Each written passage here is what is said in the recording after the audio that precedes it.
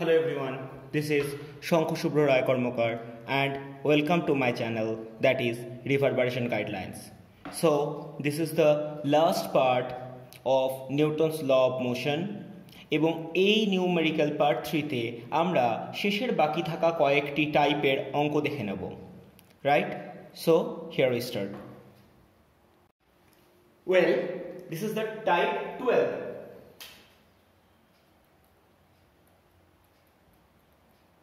এই টাইপ 12 এ আমরা যেটা ফার্স্ট করব এটি হচ্ছে ভরবেগের সংরক্ষণ নীতি।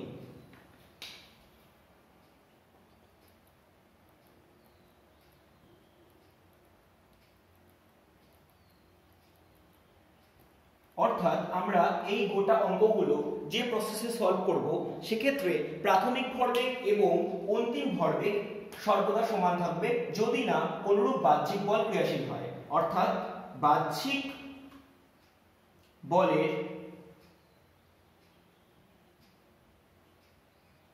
অনুপস্থিতিতে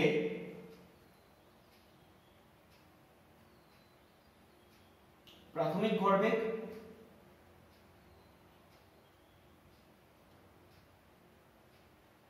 সমান সমান অন্তিম ভরবেগ।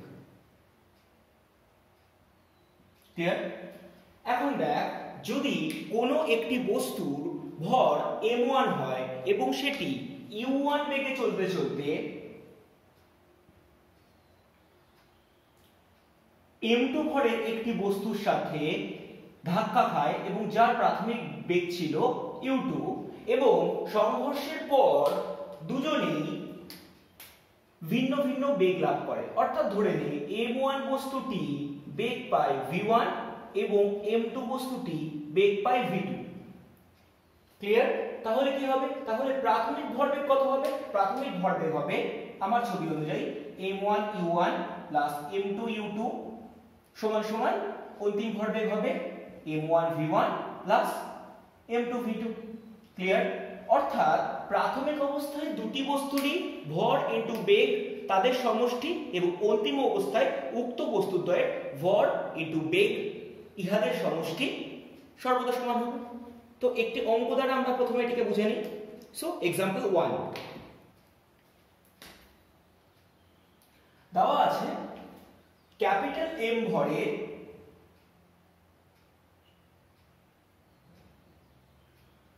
একটি বস্তুর মধ্যে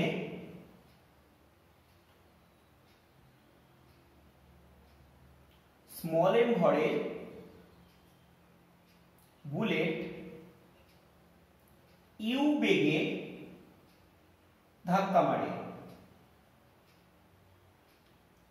ও প্রেথিত হয়। তাহলে আমাকে বলে দিতে হবে অন্তিম অবস্থায় সমগ্র অংশের বেগ কত হবে, অর্থাৎ সমগ্র সংস্থার অন্তিম বেগ।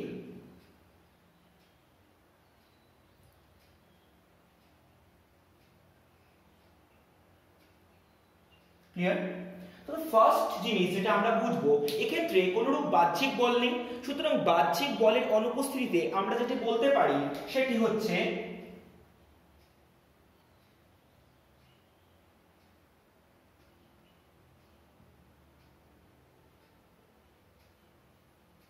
প্রাথমিক ভরবেগ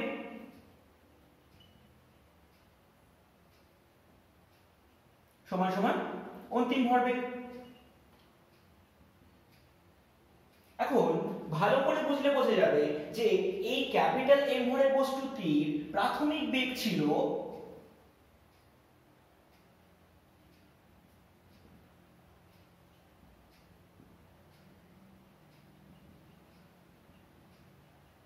শূন্য এবং বাচ্চা m ভরের বস্তুর প্রাথমিক বেগ ছিল শুধুমাত্র u। তাহলে প্রাথমিক ভরবেগ কত হবে?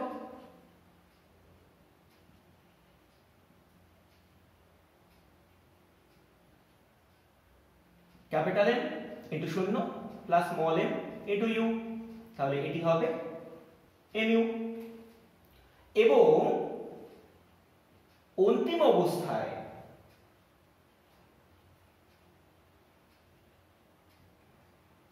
m ভরের ক্যাপিটাল এম বস্তুর মধ্যে প্রবেশ করে, ফলে সংস্থার ভর হয় capital M plus small M. অর্থাৎ যখন এই বুলেটটি উক্ত ক্যাপিটাল এম ভরের বস্তুর মধ্যে ঢুকে যায় তখন সমগ্র সংস্থা একটি একক সংস্থা রূপে আসে এবং এই একক সংস্থার মোট ভর হয় ক্যাপিটাল এম প্লাস বাচ্চা এম। এর বেগ v হলে আমরা বলতে পারি অন্তিম ভরবেগ ক্যাপিটাল এম প্লাস বাচ্চা এম ইন্টু ভি। তাহলে আমরা জানি বাহ্যিক বলের অনুপস্থিতিতে প্রাথমিক ভরবেগ সমান সমান অন্তিম ভরবেগ। তাহলে আমরা বলতে পারি mu equal to m plus capital M into v, that must be equal with v equal to small mu by capital M plus small m। অর্থাৎ ইহাই হবে অন্তিম অবস্থায় সমগ্র সংস্থার বেগ। ভরবেগের সংরক্ষণ নীতির এই টাইপ 12 এর বিশেষ শ্রেণীটিতে আমরা অপেক্ষাকৃত কঠিন একটি গাণিতিক সমস্যা দেখব। আমরা কখনোই এটিকে কোনো নিউমেরিক্যাল ভ্যালু দিয়ে সলভ করব না, কারণ আমি জেনারেলিস্ট ফর্মটা তোদেরকে বলবো আর আমি তোদেরকে নিউমেরিক্যাল ভ্যালু গ্রুপে আপলোড করে দেবো অ্যাসাইনমেন্টে, তো সেটা দেখে তোরা সলভ করে নিস। ক্লিয়ার? এখন দেখ, আমাকে বলে দেওয়া হচ্ছে একটি বস্তু আছে যার ভর কিনা 5m। তাহলে 5m ভরের একটি বস্তু স্থিরাবস্থায়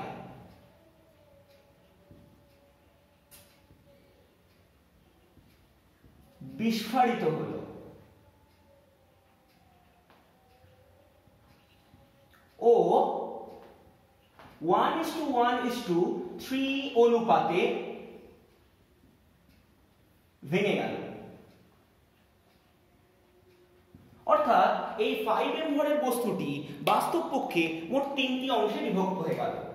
1:1:3 অনুপাতে বিভক্ত হওয়ার অর্থ হলো একটি অংশের ভর হলো m এবং আরেকটি অংশের ভর হলো m এবং শেষ অংশের ভর হলো 3m।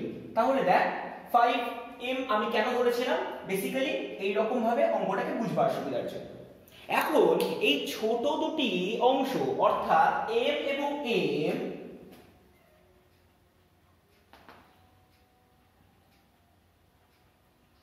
সমবেগে অর্থাৎ ধরে নে u বেগে ইস্ট অর্থাৎ পূর্ব ও নর্থ অর্থাৎ উত্তর দিকে আলাদা আলাদা ভাবে যাত্রা করল।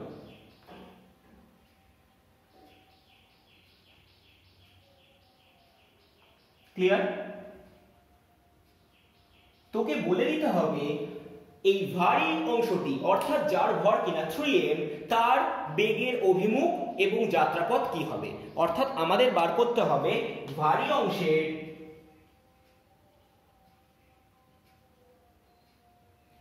বেগ ও অভিমুখ। দেখ, আমি প্রথমেই বললাম যে এই গোটা অঙ্কটি কিন্তু ভরবেগের সংরক্ষণ নীতি ধরেই চলবে।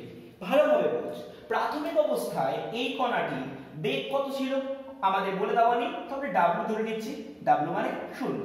তাহলে আমি ধরে নিচ্ছি 5m কণার প্রাথমিক বেগ w সমান সমান 0। এমতো অবস্থায় যদি সেটা বিস্ফোরণের ফলে মোট তিনটি ভাগে ভাগ হয়, আমাকে দুটি অংশের বেগ বলে দিয়েছে। একটি কণা চলেছে উত্তরে যার বেগ হয়েছে u, আর একটি কণা চলেছে পূর্বে যার বেগ হয়েছে u। অর্থাৎ সবার প্রথমে আমাকে যেটি বুঝতে হবে সেটি হচ্ছে সমগ্র সংস্থার প্রাথমিক ভরবেগ ছিল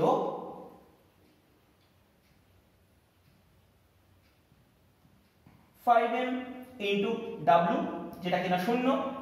তাহলে অন্তিম অবস্থাতেও কণাগুলির মোট ভরবেগের লব্ধি হবে শূন্য। দ্য ফার্স্ট থিং আমাদের এটা মনে রাখতে হবে, অর্থাৎ প্রাথমিক ভরবেগ এবং অন্তিম ভরবেগ অবশ্যই সমান হবে। তাহলে এটি করবার জন্য আমি যেটি করছি সেটাকে খুব ঠান্ডা মাথায় দেয়। আমি ধরছি 3m ভরের বস্তুর বেগ হবে v। তাহলে এবার ভাব অন্তিম ভরবেগ কত হবে। অন্তিম ভরবেগ হবে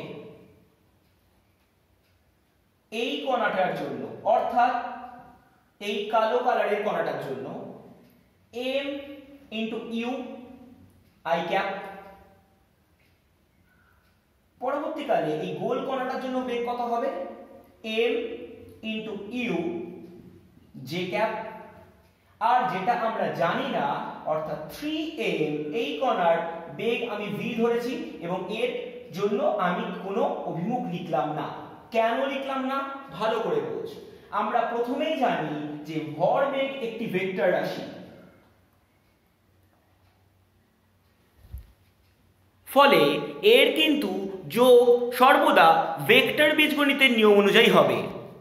একটি কণা পূর্বে গেছে বলে আমি পূর্ব দিককে যদি x অ্যাক্সিস ধরি তাহলে আমি i ক্যাপ লিখতেই পারি, এবং আরেকটি কণা উত্তর দিকে গেছে তাকে যদি আমি y অ্যাক্সিস দিয়ে লিখি তাকে আমরা j ক্যাপ দিয়ে লিখতেই পারি, সেই জন্য আমি এটি লিখেছি।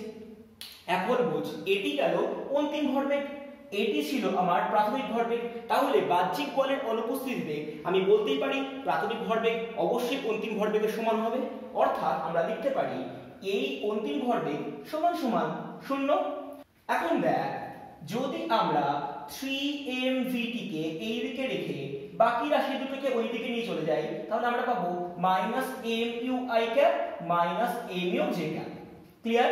এবার দেখ, আমরা এই পুরো রাশি দুটো থেকে একটা মাইনাস এর কমন নেব এবং নিয়ে যদি আমরা পুরোটিকে কেটে দিই তাহলে কি হবে, তাহলে হয়ে যাবে v equal to -1/3 u i cap plus u j cap. অর্থাৎ আমরা যেটা বলতে পারি সেটি ভালোভাবে দেখলে বোঝা যাবে -u/3 i cap plus j cap. Clear? এই কথার মানে কি? এই কথার মানে হচ্ছে যে তৃতীয় কণাটি, অর্থাৎ যার ভরক্রিয়া 3m ছিল, তার বেগ হবে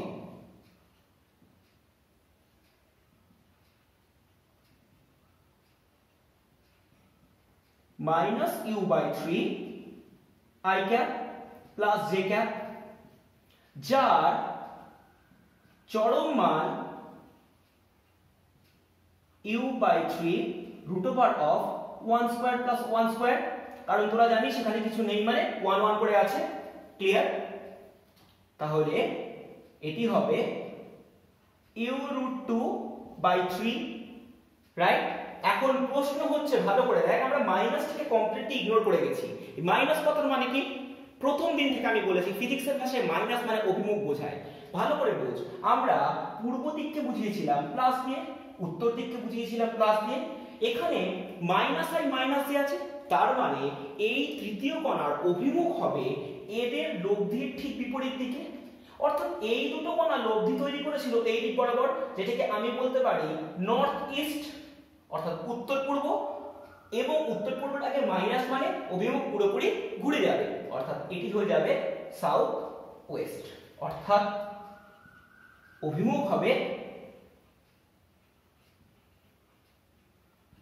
দক্ষিণ পশ্চিম। ক্লিয়ার আমার কথা?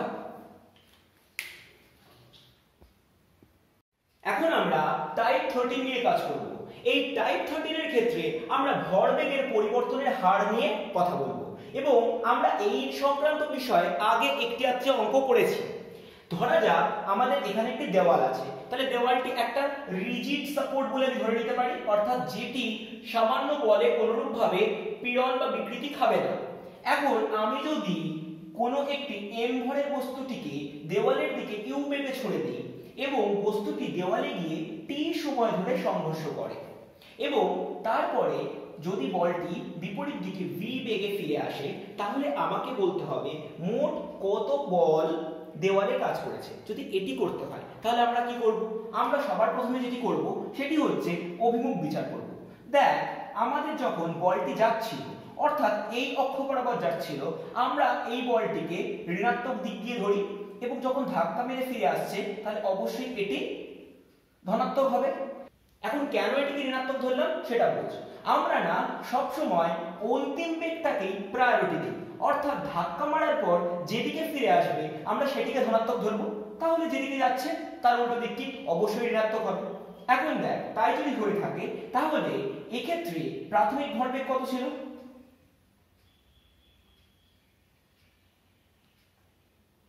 m ইন্টু মাইনাস ইউ, কারণ অভিমুখ বিচার করে আমি করেছি।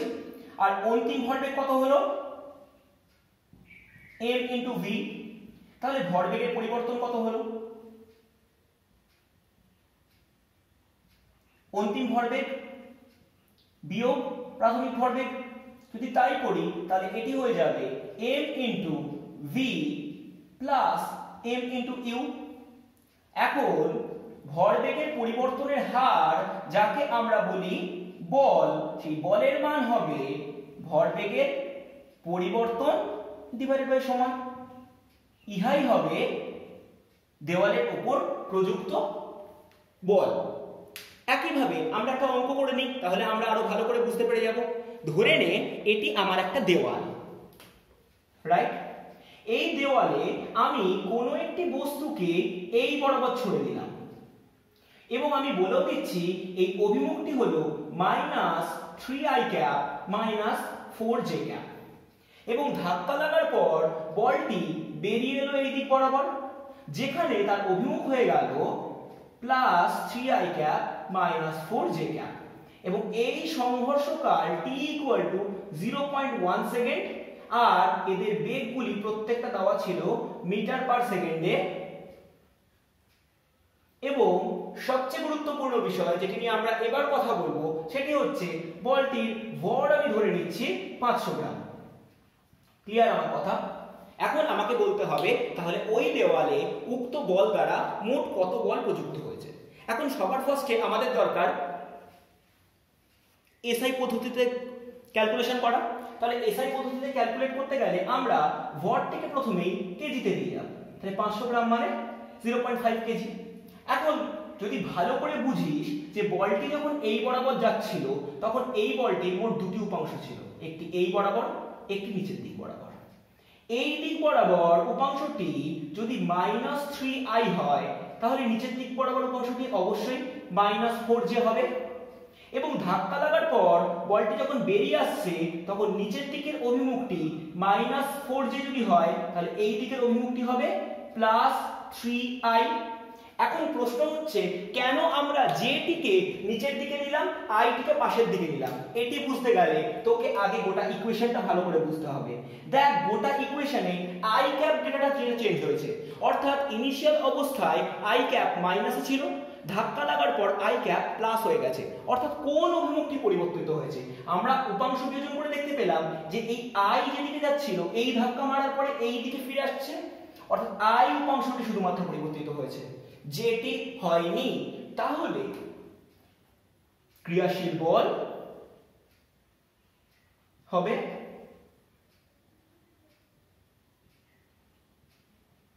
অবশ্যই ভরবেগের পরিবর্তনের হার।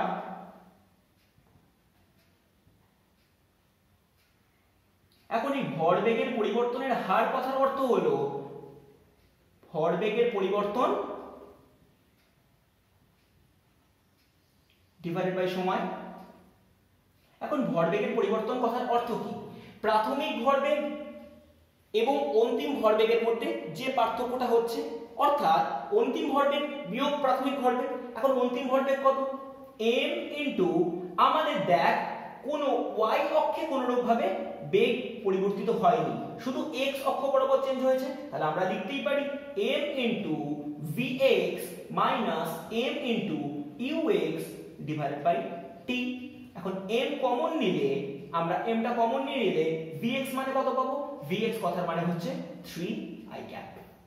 এবং যদি আমরা ux এর মান বসাই, ux মানে হচ্ছে -3i cap. Clear, divided by 3, T T কথার মানে 0.1, m এর ভ্যালু বসিয়ে দে 0.5 ডিভাইডেড বাই 0.1 ইনটু এটি হয়ে যাবে 6, এই পুরো বলটি নিউটন দ্বারা ক্যালকুলেট করা হবে, তাহলে এটি হয়ে গেল 30 নিউটন। কোন অক্ষ বরাবর?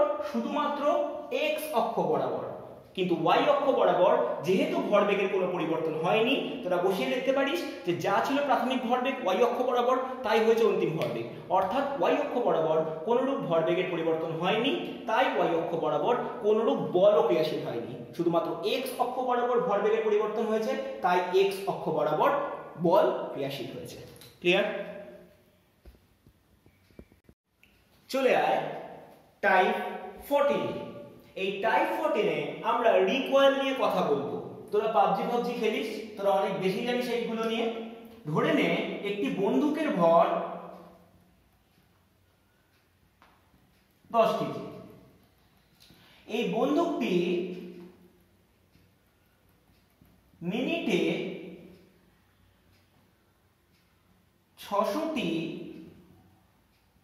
বুলেট ছুঁড়তে সক্ষম।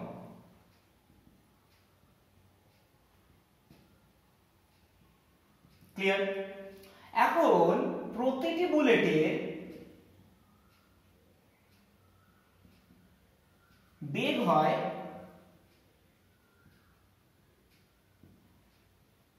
200 মিটার পার সেকেন্ড। ক্লিয়ার? যদি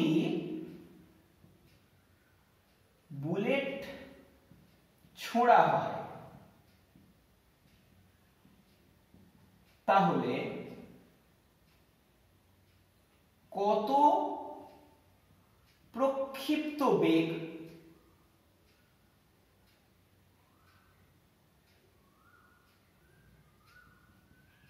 অনুভূত হবে?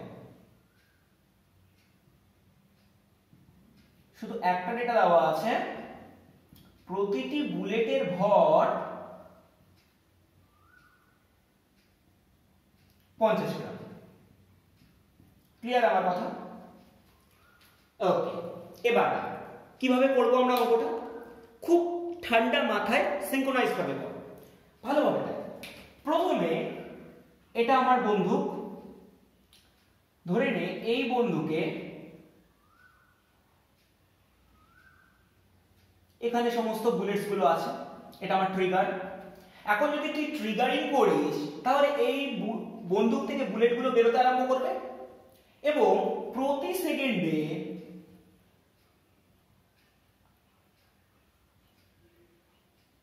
বুলেট নির্গত হবে কটা করে? দেখ, 1 মিনিটে বলেছে 600টা, তাহলে 1 মিনিট মানে কত? 60 সেকেন্ড। তাহলে 1 সেকেন্ডে কটা নির্গত হবে?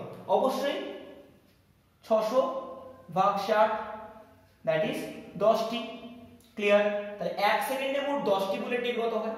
এবার বোঝ, এই 10টি বুলেট যদি নির্গত হয়, এই 10টি বুলেট কিভাবে নির্গত হচ্ছে? আর 10টি বুলেট এই দিক বরাবর নির্গত হচ্ছে। তাহলে এবার প্রাথমিক অবস্থায়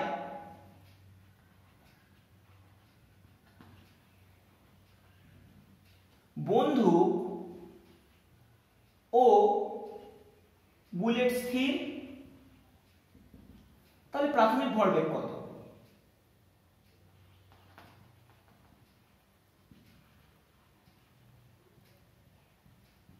অবশ্যই 0, কারণ প্রাথমিক অবস্থায় বুলেটও যাচ্ছে না, বন্দুকও যাচ্ছে না। কিন্তু অন্তিম অবস্থায় যখনই তুই গুলি করছিস, প্রত্যেকটি বুলেট নির্গত হচ্ছে u = 200 মিটার পার সেকেন্ড ধরে, এই বেগ দ্বারা, রাইট? তাহলে এবার তুই বোঝ, তাহলে অন্তিম ভরবেগ কত হবে?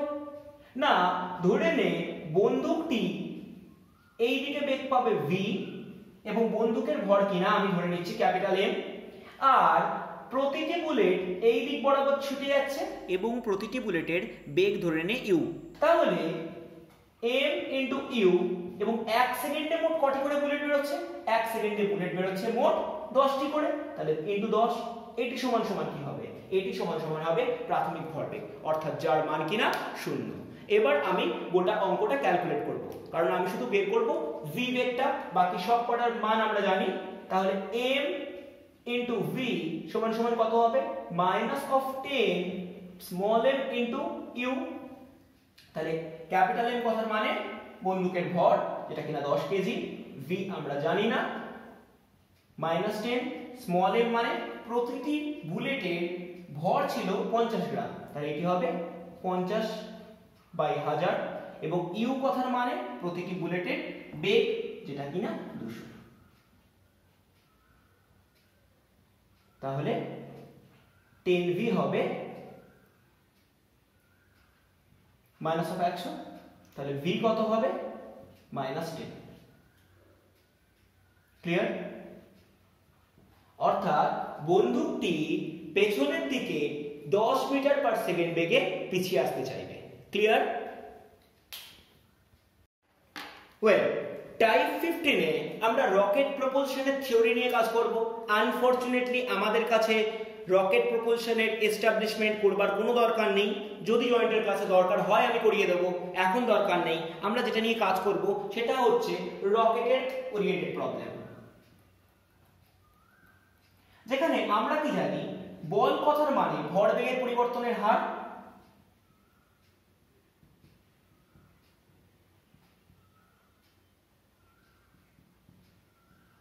যা কিনা আমরা লিখতে পারি dp/dt করে। এখন ভালো করে ভাব, ভরবেগ কথার মানে কত, mv। এখন ডেরিভেটিভ ফরম্যাটে যদি আমরা করি, একবার m টা বেরিয়ে আসবে, পড়ে থাকবে dv/dt, আর একবার v টা পড়ে থাকবে dm/dt। ক্লিয়ার? এখন রকেট সমবেগে চললে v কনস্ট্যান্ট, যদি v কনস্ট্যান্ট হয় তাহলে dv/dt শূন্য হয়ে যাবে, তাহলে m ইনটু dv/dt এই পুরো পদটি অবশ্যই শূন্য হয়ে যাবে, তাহলে পড়ে থাকবে v ইনটু dm/dt। অর্থাৎ প্রযুক্ত বল বিবেচিত হবে v ইনটু dm/dt এই পদ্ধতি দ্বারা। এখন আমরা যদি একটি গাণিতিক সমস্যা দেখি, তাহলে দেখা যাক, ধরা যাক রকেট 500 মিটার পার সেকেন্ড বেগে গতিশীল।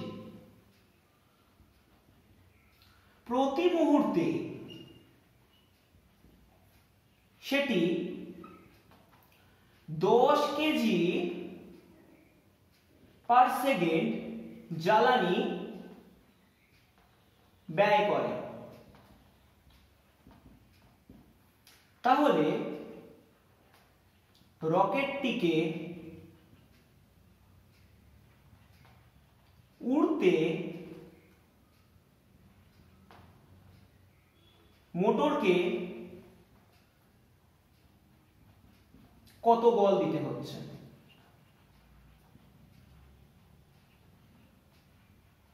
ক্লিয়ার? দেখ কি করে করব না, আমরা আগেই বললাম যেহেতু বেগটি এক্ষেত্রে কনস্ট্যান্ট, সুতরাং আমরা কখনোই m ইনটু dv/dt ফেলতে পারবো না। তাহলে আমরা কি করব, এখানে f equal to v into dm/dt এটি অ্যাপ্লাই করব। এখন ভালো করে বোঝ, প্রতি মুহূর্তে 10 কেজি পার সেকেন্ড হারে জ্বালানি ব্যয় করছে, তাহলে dm/dt অর্থাৎ যতটা জ্বালানি ব্যয় করবে ততটাই তো গ্যাস আকারে বাইরে ছেড়ে দেবে, তাহলে এইটাই হবে ভর হ্রাস, অর্থাৎ 10 কেজি পার সেকেন্ড। অন্যদিকে রকেটের বেগ বলে দিয়েছে 500 মিটার পার সেকেন্ড। তাহলে আমরা যদি ফোর্সের ইকুয়েশনে ফেলে দেই, অর্থাৎ F equal to v into dm/dt, তাহলে আমরা এখানে v এর মান বসিয়ে দিচ্ছি 500 আর dm/dt মানে 10, তাহলে এটি হয়ে যাবে 5000 নিউটন, যা হবে রকেটের উপর মোটরটি দ্বারা প্রযুক্ত বলের মান। Clear? Okay, type 16, and trust me, it is one of the toughest. আমরা এটি লাস্ট টপিক যেটি আমরা নিউটনের গতিসূত্রে করব, এবং অবভিয়াসলি এখানে একটা নিউটনিয়ান ফ্রেম নিয়ে কাজ করব, সুতরাং খুব কেয়ারফুলি দেখ। ক্লিয়ার? ভালোভাবে দেখ। আমাদের এখানে একটা নৌকো আছে, রাইট? এই নৌকোটির মোট দৈর্ঘ্য ধরে নে 10 মিটার। ক্লিয়ার? এখন নৌকো অবশ্যই জলে থাকবে, এখন জলটিকে তুই ধরে নে আদর্শ তরল, তার মানে এর কোনরূপ সান্দ্রতা নেই। এখন সান্দ্রতা কি সেটা আমরা যখন পড়বো তখন জানবো, এখন জেনে কাজে। এখন ধরে নে এখানে একটি লোক দাঁড়িয়ে আছে একদম প্রান্তে, অর্থাৎ নৌকার অন্তিম প্রান্তে লোক দণ্ডায়মান। লোকের ভর ধরে নে 50 কেজি, আর নৌকার ভর ধরে নে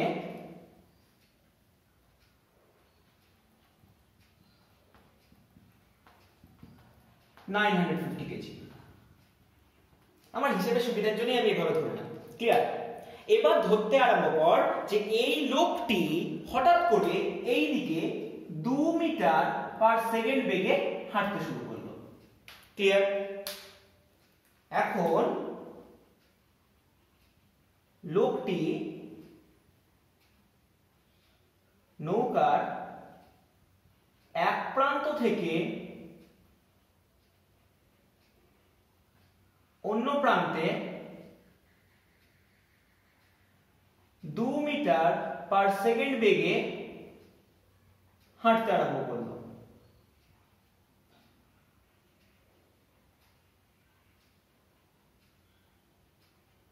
ক্লিয়ার? তাহলে আমাকে বলতে হবে লোকটি যখন এ প্রান্ত থেকে এই প্রান্তে পৌঁছে যাবে তখন লোকটির বাস্তবে কতটি সরণ হবে। এখন এক প্রান্ত থেকে অন্য প্রান্তে পৌঁছালে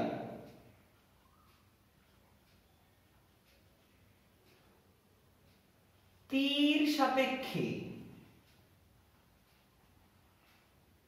লোকটি সরণ কত। ক্লিয়ার? So be careful. আমি বলেছি তীর সাপেক্ষে লোকটির সরণ কত। এখন তুই খুব ঠান্ডা মাথায় ভাব, যখন লোকটি এপাশ থেকে এপাশে চলে যাবে আপাত দৃষ্টিতে আমার কি মনে হবে? লোকটি 10 মিটার সরে গেল। ধরে নে আমার তর্কের জন্য এটি হচ্ছে তীর। তাহলে তোর কি মনে হচ্ছে এটা যদি তীর হয়ে থাকে তাহলে লোকটি যদি এদিক থেকে এদিকে হেঁটে চলে যায় তাহলে লোকটি কতটা সরে যাবে? 10 মিটার। কিন্তু বাস্তবে তা হবে না। কেন? ভালো করে ভাব। আমরা কিন্তু সবসময় জানি ভরবেগের সংরক্ষণ নীতি মান্যতা আসে। তাহলে ভরবেগের নীতি মান্য হবে। তাহলে বোঝ প্রাথমিক অবস্থায় লোকটির ভর কত ছিল? 50, এবং নৌকার ভর ছিল 950, এবং এরা দুজনেই কিন্তু স্থির ছিল। অন্তিম অবস্থায় লোকটি এই দিকে হাঁটা আরম্ভ করেছে 2 মিটার পার সেকেন্ডে, এবং লোকটির ভর অবশ্যই 50। তাহলে নৌকোটি কিন্তু আর আগের জায়গায় চুপচাপ স্থির থাকবে না। লোকটি যদি এই দিক বরাবর হাঁটা আরম্ভ করে নৌকোটি একটি প্রকৃত বেগ উল্টো দিকে পাবে, কারণ আমি বলে দিলাম তরলটি আদর্শ, এবং এই বেগটি আমি ধরে নিতেই পারি ইউ। তাহলে এবার দেখ হিসেব করলে কত হবে? 950 ইউ সমান সমান কত হবে? Minus of 100। তাহলে ইউ সমান সমান কত হবে? মাইনাস 10/95, যাকে হিসেব করলে কত হবে? Minus 2/19 metre per second. অর্থাৎ যখন লোকটি 2 মিটার পার সেকেন্ড বেগে এই দিকে হাঁটতে আরম্ভ করবে বাস্তবে তীর সাপেক্ষে কিন্তু তার বেগ 2 মিটার পার সেকেন্ড হবে না, তার বেগ অপেক্ষাকৃত কমে যাবে, কারণ নৌকোটি উল্টো দিকে আসতে আরম্ভ করবে। যেহেতু নৌকোটির মোট দৈর্ঘ্য 10 মিটার, তাহলে 2 মিটার পার সেকেন্ড বেগে লোকটি যদি যাত্রা শুরু করে তাহলে নৌকোর ওই সম্পূর্ণ 10 মিটার দৈর্ঘ্য অতিক্রম করতে লোকটির সময় লাগবে 10/2 অর্থাৎ 5 সেকেন্ড। তাহলে 5 সেকেন্ডে নৌকো পেছবে মাইনাস 2/19 ইন্টু 5 এত মিটার, তাহলে যা হয়ে যাবে 10/19 মিটার। রাইট? আমি মাইনাসটা কেন অগ্রাহ্য করলাম? কারণ অভিমুখ বলে। এখন লোকটি নিজে এগিয়ে গেছে 10 মিটার, কিন্তু নৌকোটি অলরেডি পিছিয়ে এসছে 10/19 মিটার। তাহলে লোকটি যখন অন্য প্রান্তে পৌঁছে যাবে, অর্থাৎ অন্য প্রান্তে পৌঁছালে লোকটির তীর সাপেক্ষে সরণ হবে 10 মিটার হওয়ার কথা ছিল, কিন্তু এই পরিমাণ সরণ কমে যাবে, তাহলে -10/19 মিটার। অর্থাৎ ক্যালকুলেট কর, এটা হবে 190 - 10 মিটার, দ্যাট ইজ 118/19 মিটার। অর্থাৎ তীর সাপেক্ষে নৌকার সরণ হবে 180/19 metre. Clear? So, end of the numerical problems of Newton. আমরা শুধুমাত্র সেই সমস্ত সংস্থা ওরিয়েন্টেড প্রবলেমগুলো করেছি যেখানে কোনোরূপ ঘর্ষণ নেই। আনফরচুনেটলি এই সমস্ত প্রবলেমগুলো আবার ঘর্ষণ দিয়ে ফিরে আসবে এবং সেক্ষেত্রে হিসেব আরেকটু কমপ্লিকেটেড হবে। Till then, stay home, stay safe.